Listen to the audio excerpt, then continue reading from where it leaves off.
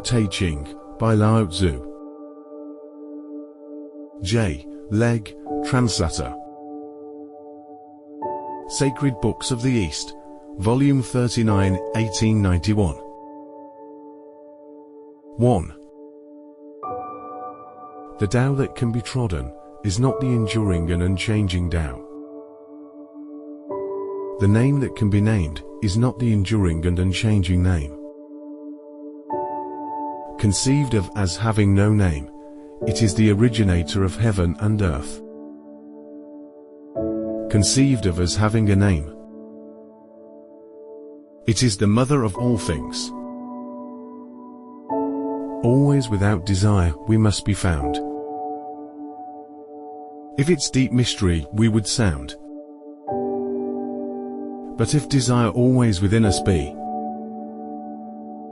its outer fringe is all that we shall see. Under these two aspects, it is really the same, but as development takes place, it receives the different names. Together we call them the mystery. Where the mystery is the deepest, is the gate of all that is subtle and wonderful. 2. All in the world know the beauty of the beautiful. And in doing this they have the idea of what ugliness is. They all know the skill of the skillful. And in doing this they have the idea of what the want of skill is. So it is that existence and non-existence give birth the one to the idea of the other. That difficulty and ease produce the one the idea of the other. That length and shortness fashion out the one the figure of the other. That the ideas of height and lowness arise from the contrast of the one with the other. That the musical notes and tones become harmonious through the relation of one with another. And that being before and behind give the idea of one following another. Therefore the sage manages affairs without doing anything, and conveys his instructions without the use of speech. All things spring up, and there is not one which declines to show itself. They grow, and there is no claim made for their ownership. They go through their processes, and there is no expectation of a reward for the results. The work is accomplished, and there is no resting in it as an achievement. The work is done, but how no one can see. 'Tis this that makes the power not cease to be. 3. Not to value and employ men of superior ability is the way to keep the people from rivalry among themselves. Not to prize articles which are difficult to procure is the way to keep them from becoming thieves. Not to show them what is likely to excite their desires is the way to keep their minds from disorder. Therefore the sage, in the exercise of his government, empties their minds, fills their bellies, weakens their wills, and strengthens their bones. He constantly tries to keep them without knowledge and without desire. And where there are those who have knowledge, to keep them from presuming to act on it. When there is this abstinence from action, good order is universal. 4. The Tao is like the emptiness of a vessel, and in our employment of it, we must be on our guard against all fullness. How deep and unfathomable it is! as if it were the honored ancestor of all things. We should blunt our sharp points and unravel the complications of things. We should attemper our brightness and bring ourselves into agreement with the obscurity of others. How pure and still the Tao is,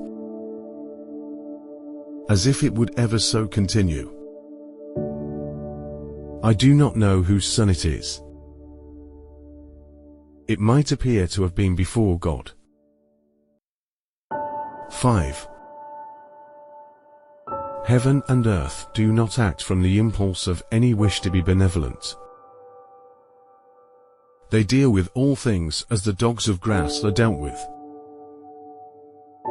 The sages do not act from any wish to be benevolent. They deal with the people as the dogs of grass are dealt with. May not the space between heaven and earth be compared to a bellows? 'Tis emptied, yet it loses not its power. 'Tis moved again, and sends forth air the more.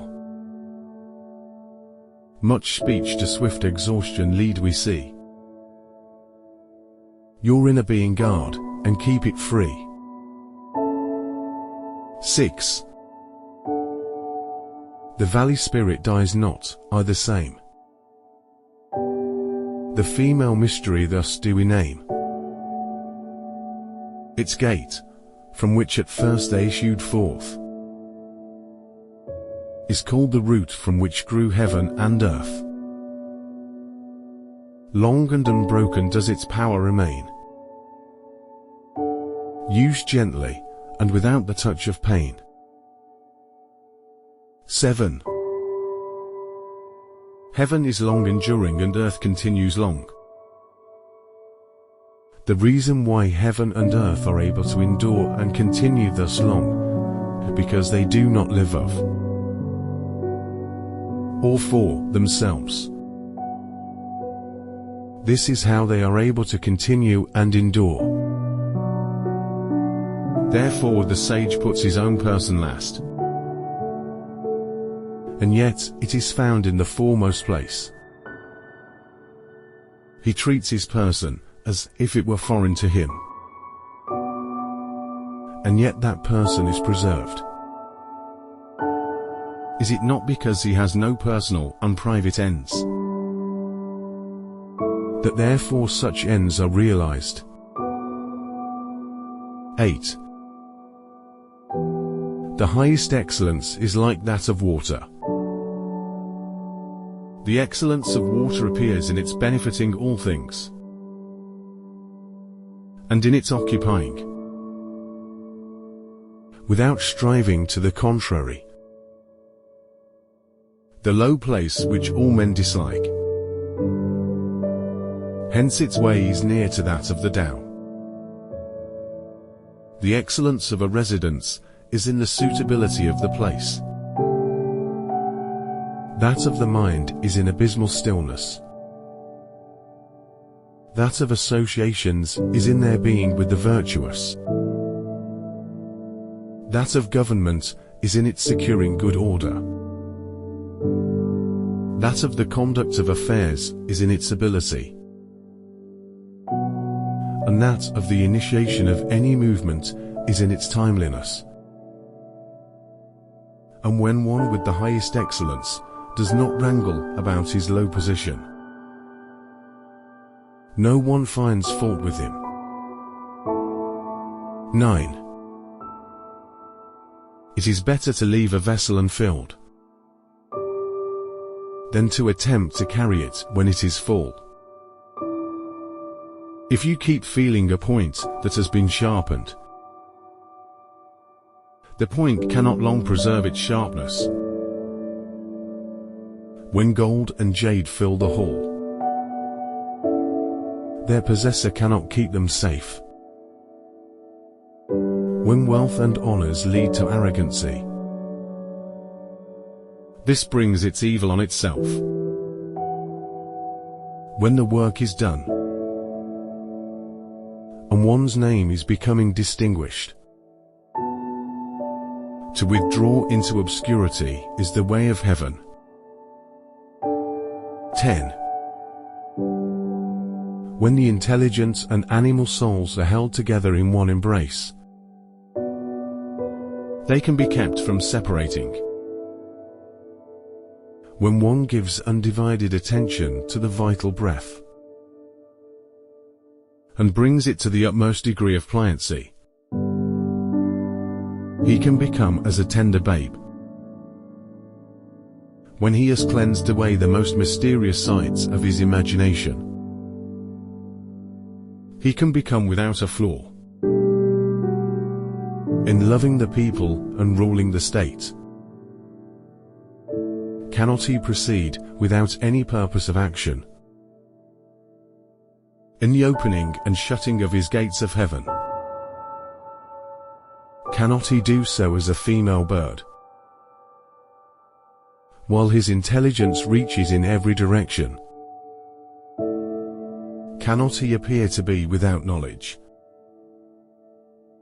The Tao produces all things and nourishes them. It produces them and does not claim them as its own. It does all, and yet does not boast of it. It presides over all,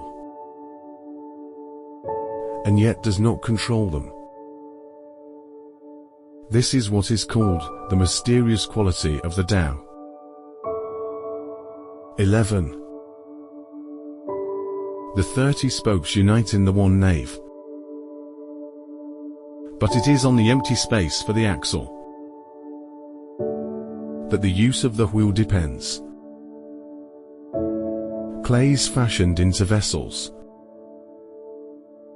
but it is on their empty hollowness that their use depends. The door and windows are cut out from the walls to form an apartment, but it is on the empty space within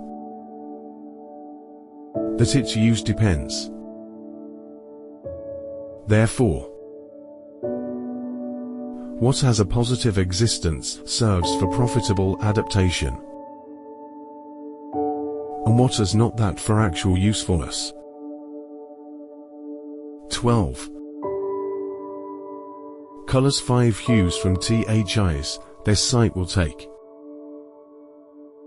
Music's 5 notes the ears as deaf can make. The flavors 5 deprive the mouth of taste. The chariot course and the wild hunting waste make mad the mind,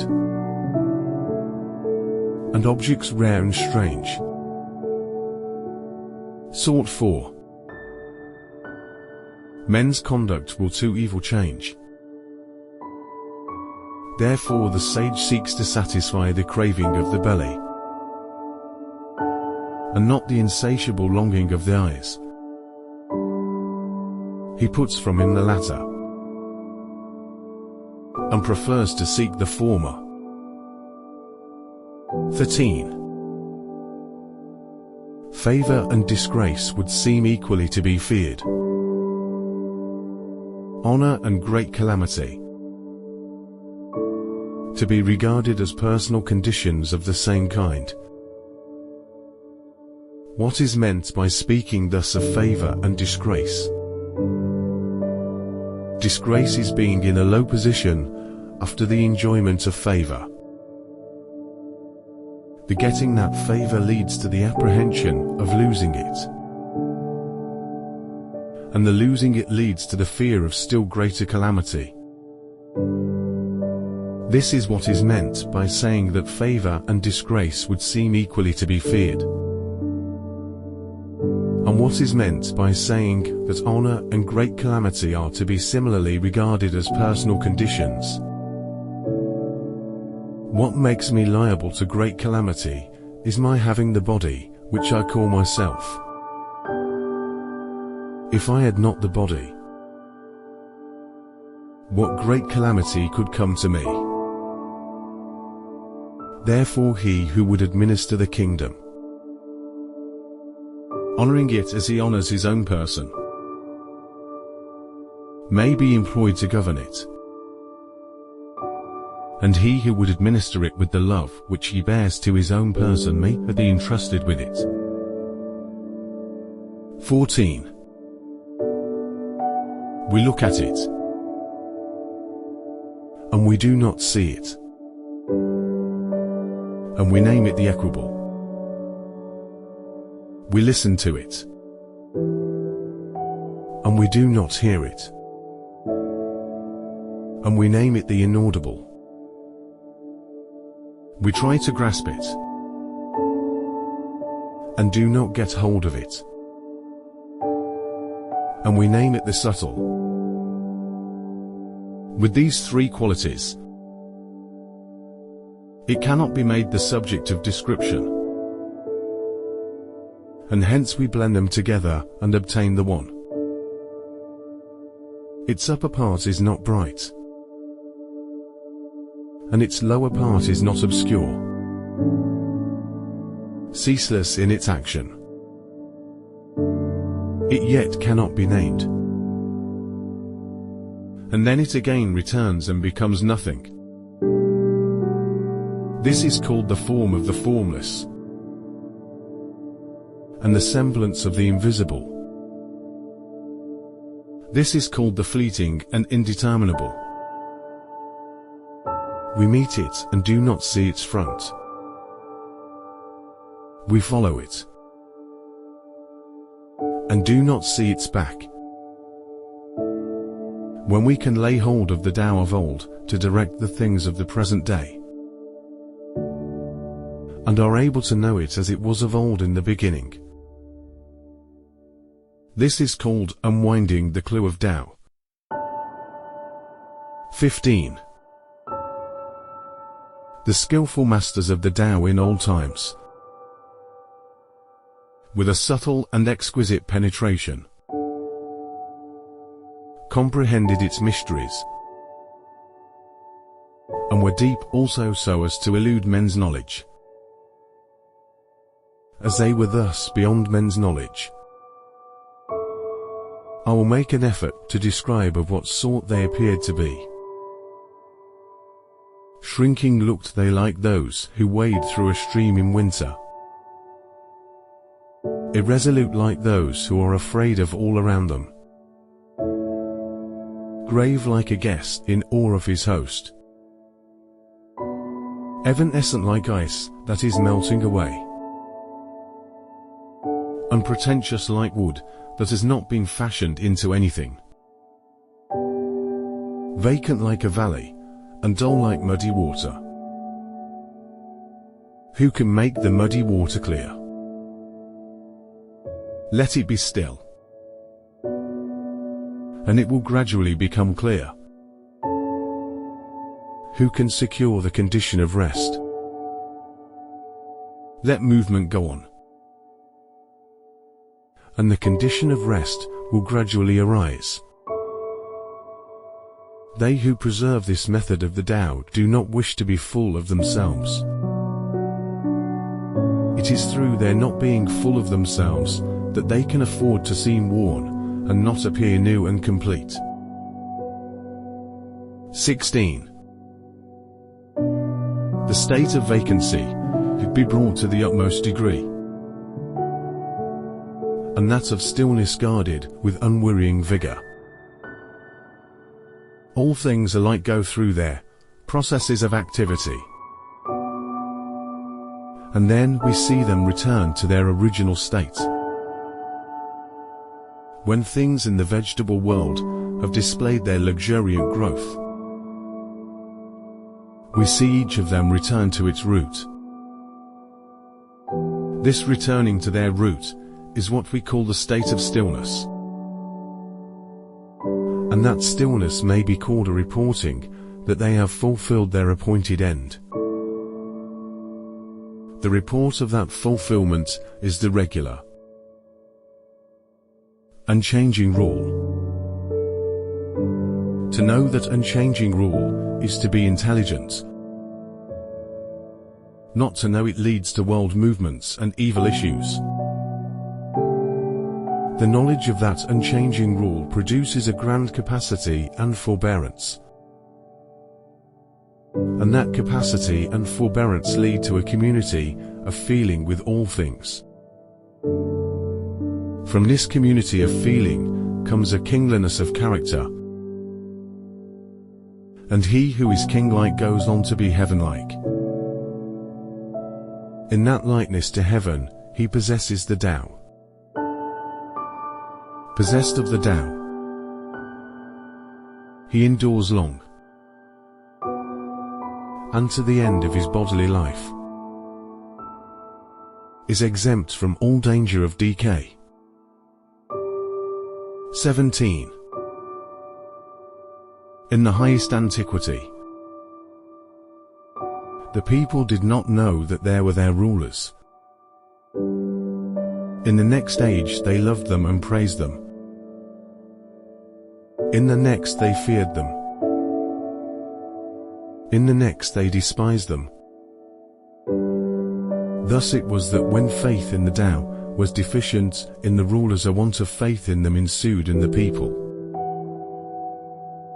How irresolute did those earliest rulers appear, showing by their reticence the importance which they set upon their words. Their work was done, and their undertakings were successful, while the people all said, "We are as we are of ourselves." 18. When the great Tao way or method ceased to be observed, benevolence and righteousness came into vogue. Then appeared wisdom and shrewdness, and there ensued great hypocrisy. When harmony no longer prevailed throughout the six kinships, filial sons found their manifestation. When the states and clans fell into disorder, loyal ministers appeared. 19.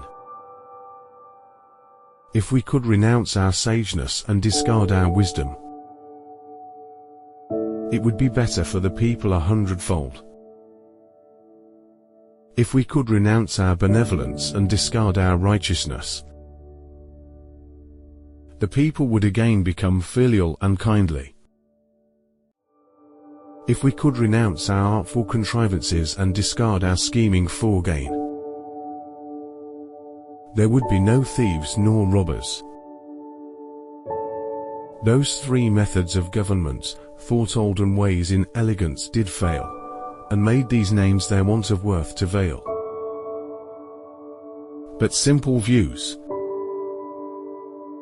and courses plain and true, with selfish ends and many lusts eschew. 20. When we renounce learning, we have no troubles. The ready yes, and flattering yea. Small is the difference they display, but mark their issues, good and ill. What space the gulf between shall fill. What all men fear is indeed to be feared, but how wide and without end is the range of questions asking to be discussed. The multitude of men satisfied and pleased, as if enjoying a full banquet, as if mounted on a tower in spring. I alone seem listless and still, my desires having as yet given no indication of their presence. I am like an infant which has not yet smiled. I look dejected and forlorn, as if I had no home to go to. The multitude of men all have enough and to spare. I alone seem to have lost everything. My mind is that of a stupid man. I am in a state of chaos. Ordinary men look bright and intelligent, while I alone seem to be benighted. They look full of discrimination, while I alone am dull and confused. I seem to be carried about as on the sea, drifting as if I had nowhere to rest. All men have their spheres of action, while I alone seem dull and incapable, like a rude borderer. Thus I alone am different from other men. But I value the nursing mother, the Tao. 21. The grandest forms of active force from Tao come. Their only source. Who can of Tao the nature tell? Our sight it flies, our touch as well. Eluding sight, eluding touch. The forms of things all in it crouch. Eluding touch, eluding sight. There are their semblances, all right. Profound it is, dark and obscure. Things' essences all there endure. Those essences the truth enfold.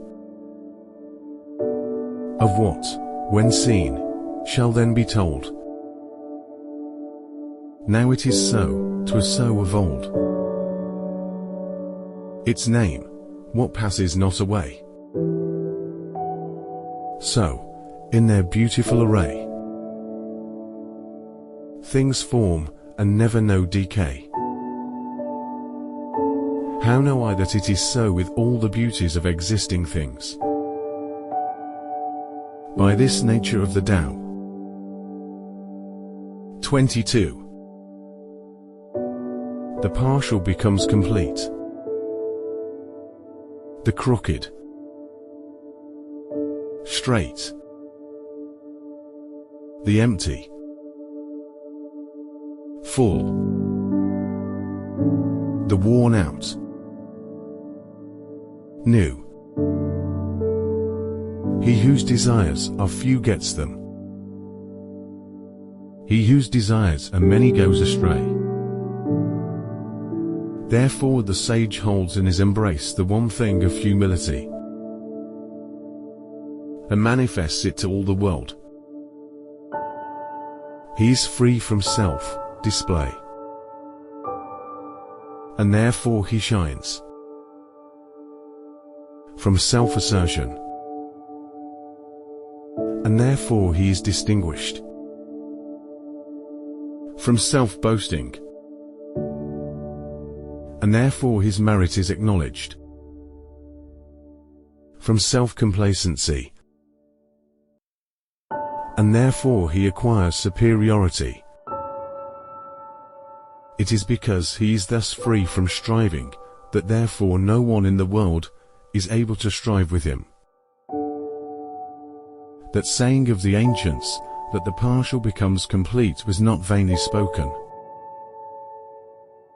All real completion is comprehended under it.